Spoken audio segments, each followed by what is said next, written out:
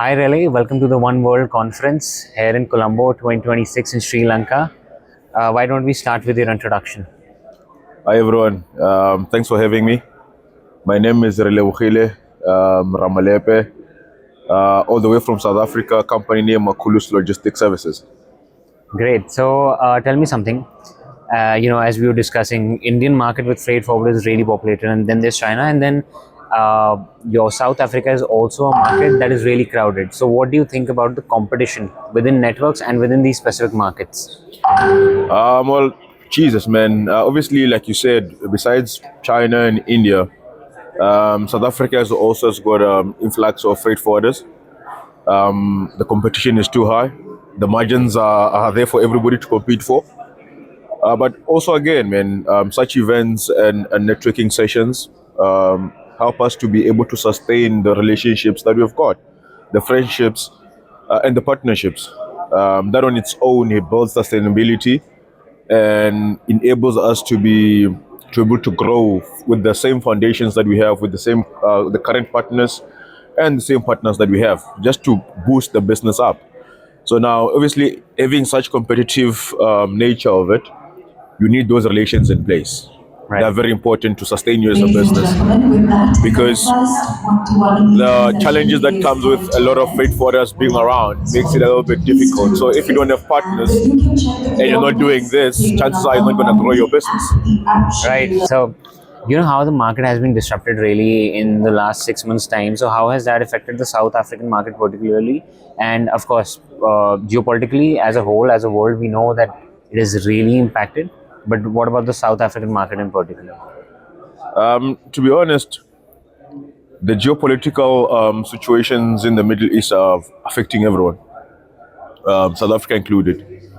Why? Because there's fuel hikes everywhere. Every corner that you go to, there's fuel hikes. So now we as well are affected in the market. Margins are now becoming a challenge. Prices are going high. So now, whatever the shipping line or the airlines are giving you, you have to have a small margin there for a profit. And it's not even a profit per se. It's just you meeting the minimum, bare minimum that you can get. So for us in Africa, it's the same situation, unfortunately, the whole world is facing.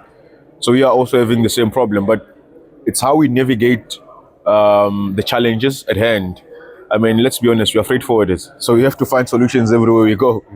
So now it's kind of like important that we have that, how do I call it, the diversity to be able to maneuver the situations. Obviously, it's nothing new. Funny enough, is we're having this conversation earlier on during our panel discussion. COVID came with its own challenges. But at the same time, we were able to maneuver that. We were able to have ideas of how to get out of the situation. I feel like even the current situation now, being an agent based in South Africa, I have to find a solution. The business has to find a solution for us to sustain ourselves. Right. And what is that solution?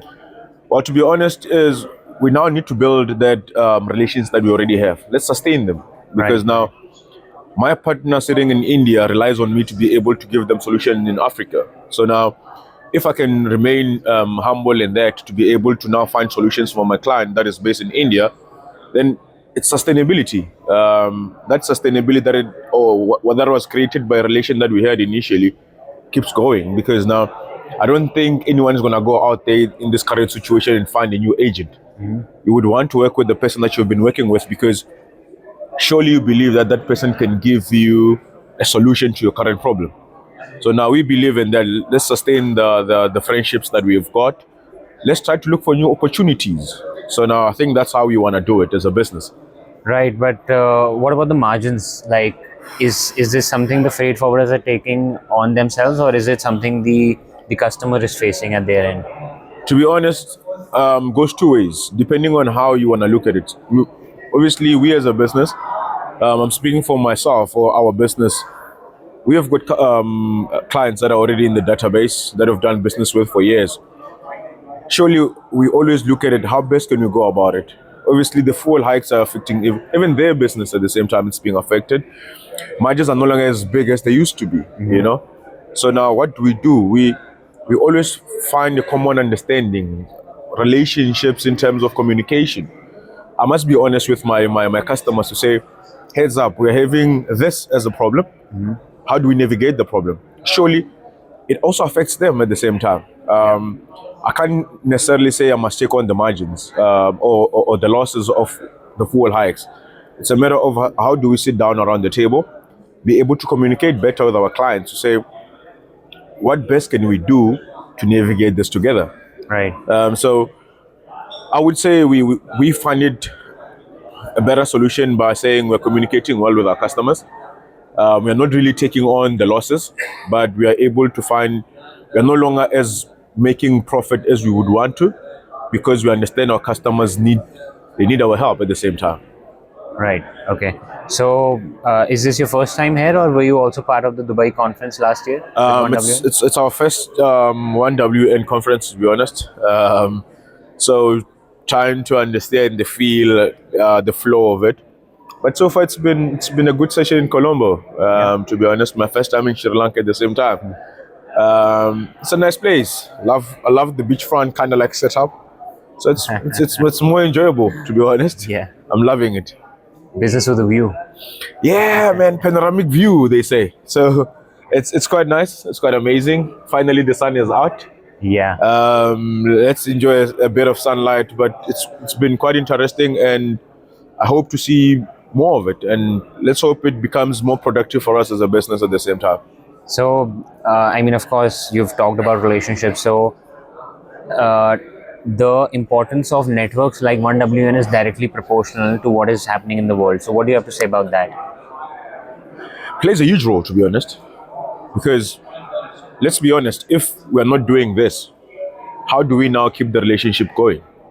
I mean, we have seen during COVID times, this thing of us doing video calls or Zooms and all that doesn't really work, to be honest. Why? Because there's a breakdown somewhere.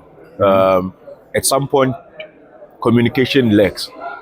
Now, when you've got such situations being arranged by companies like 1WN, whereby you have the opportunity to meet new people, old people, and the relationship grows. You're building new opportunities at the same time, sustaining old friendships. So now, once we come into such setups, it helps us a lot as a business to say, okay, fine, heads up, guys, we are able to come like this, sit down and have a communication and saying, Jesus, man, this is the problems that I'm facing. This is what my customer is crying about. What can you help me with? But over Zoom sessions, yeah, man, you're limited to certain things. You can't, or network breakdowns. There's a lot of situations that comes from that. But when we sit in such rooms, such conferences, such networking phases, it helps a lot. Okay. And so, since you've already attended this one, where would you want the destination for the next One World Network Conference to be? That's a good one. Jesus, man. Just think of your bucket list, the countries you've never been to. I would definitely say let's go to Macau. Yeah? Yeah. For me, I would say 1WN must ship to Macau. Let's go and have fun in Macau. Honestly. So, yeah, to the 1WN team, Macau is his suggestion. Don't you think that maybe we should have one of these in South Africa also? Yeah, it would be quite amazing, to be quite honest. I never even thought of that. Why not have a session in Africa? You have not thought about that because then you won't get to travel. Well, one can look at it from that perspective, but honestly, that's a solid point. I think South Africa now we can do a good job, and honestly, we would welcome the entire world to come to South Africa, the entire 1WN delegation as well. They can try South Africa as well, but my bucket list, guys, will be Macau. Okay, we look forward to that. Definitely.